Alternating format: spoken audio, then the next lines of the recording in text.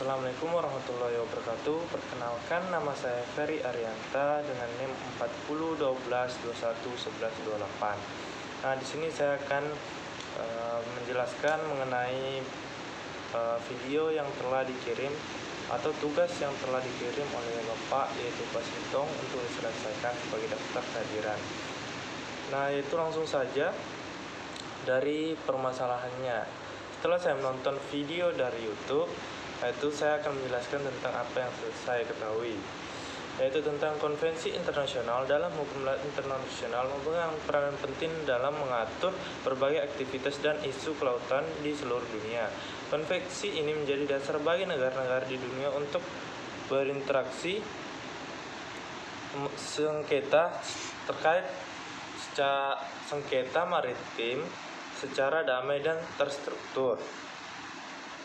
Salah satu konvensi paling penting dalam hukum laut internasional yaitu Konvensi Perserikatan Bangsa-Bangsa tentang Hukum Laut yang sering dikenal dengan UNCLOS, yaitu juga dikenal sebagai Konvensi Hukum Laut, yaitu UNCLOS, yang diadopsi pada tahun 1982 dan mulai berlaku itu tahun 1994, dan saat ini itu 168 negara dan Uni Eropa telah menjadi pihak dalam konvensi ini. Perjanjian internasional yang paling komprehensif, dan UNCLOS mengatur berbagai aspek hukum laut termasuk dalam batas wilayah laut. Konvensi mendeliminasi berbagai zona maritim seperti laut lepas, zona ekonomi eksklusif atau sering dikenal dengan ZEE, dan landas kontinen pelayaran. UNCLOS mengatur hak dan kewajiban negara-negara terkait navigasi di laut, termasuk kebebasan navigasi dan hak lintas damai. Sumber daya laut, yaitu negara berhak untuk mengatur sumber daya lautnya masing-masing diatur dalam UNCLOS, baik mineral, ikan, dan minyak bumi di dalamnya. Lingkungan laut, UNCLOS mengatur perlindungan lingkungan laut dari pencemaran dan degradasi.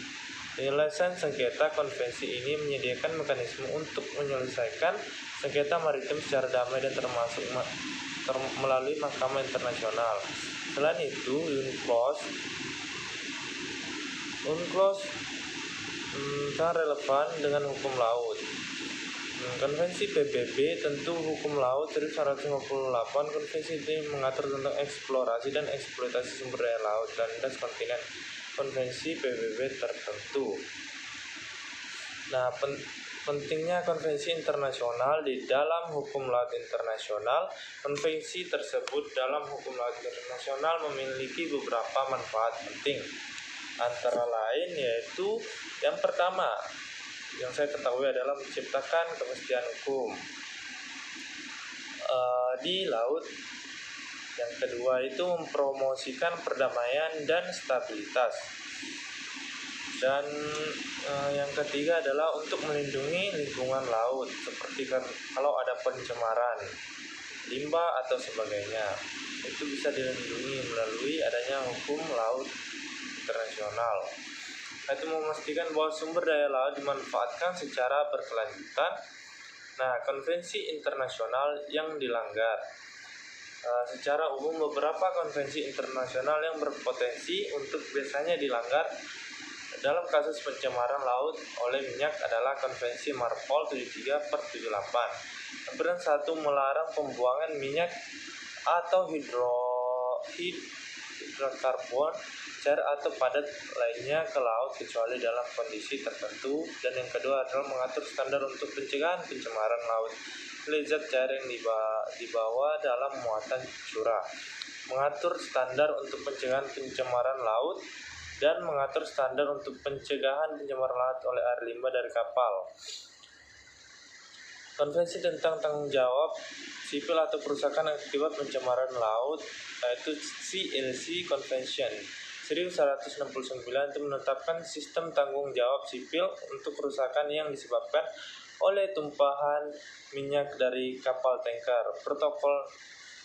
Protokol 1976 tentang konvensi tanggung jawab sipil atau kerusakan akibat pencemaran minyak memperluas cakupan CLV Convention untuk mencakup kerusakan yang disebabkan oleh tumpahan minyak dari kapal tanker dalam video tersebut.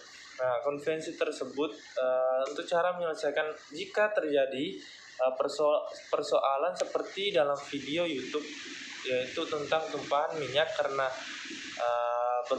tumpahan minyak kan bisa disebabkan oleh berbagai hal seperti tabrakan kapal tanker yang menyebabkan kapal tanker tersebut bocor dan minyaknya tumpah. Yang pertama. Yang kedua, karena tenggelam oleh cuaca yang buruk. Nah, kalau tersebut terjadi, itu pastikan akan menimbulkan masalah yang saya jelaskan tadi.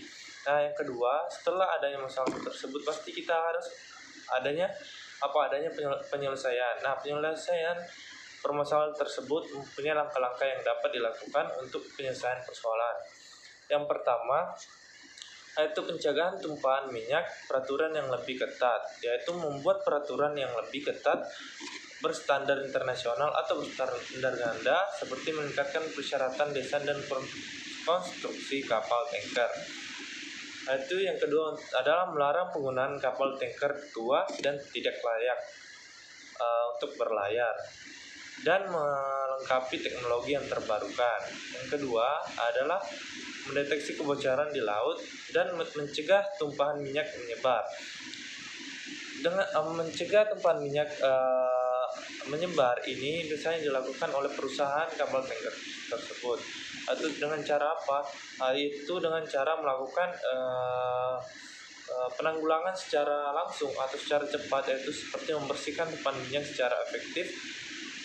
Dengan cara apa? Sekarang kan sudah banyak teknologi yang canggih untuk membersihkan tumpahan minyak, dan tumpahan minyak sendiri bukan terjadi sekali dua kali, baik di negara Venezuela yang video tersebut ataupun di negara lain. Itu dengan cara apa? Dengan cara bisa juga, kalau tidak bisa negara itu menanggulanginya, itu bisa meminta bantuan ke negara lain melalui Perserikatan Bangsa-Bangsa atau bantuan-bantuan untuk keselamatan lingkungan. Yang selanjutnya itu peningkatan kesadaran. Itu masyarakat tentang bahaya pencemaran minyak dan pentingnya melindungi laut, karena laut itu adalah sumber pendapatan dan perekonomian yang sangat besar nilai ekonomisnya, baik itu sebagai mata pencarian, sebagai transportasi laut antar negara, dan sebagai apa? Sebagai jalur lintas internasional. Habis itu menegakkan hukum, investigasi dan penuntutan, melakukan investigasi secara menyeluruh, mengidentifikasi penyebab terjadinya tumpahan minyak, yaitu dengan apa? Menjatuhkan sanksi tegas kepada pihak yang terbukti bertanggung jawab atas tumpahan minyak, seperti denda finansial, pencabutan izin operasi, tuntutan hukum pidana, atau kompensasi kerugian. Memastikan pihak yang bertanggung jawab memberikan kompensasi atas kerugian yang ditimbulkan akibat tumpahan minyak, seperti kerusakan lingkungan laut, dampak ekonomi terhadap masyarakat pesisir. Mungkin itu saja yang bisa saya jelaskan. Kurang dan lebihnya saya mohon maaf, karena yang sempurna hanya milik Allah dan saya hanyalah bagian dari hamba yang meninggalnya. Wabillahi taufiq wal hidayah. Assalamualaikum warahmatullahi wabarakatuh.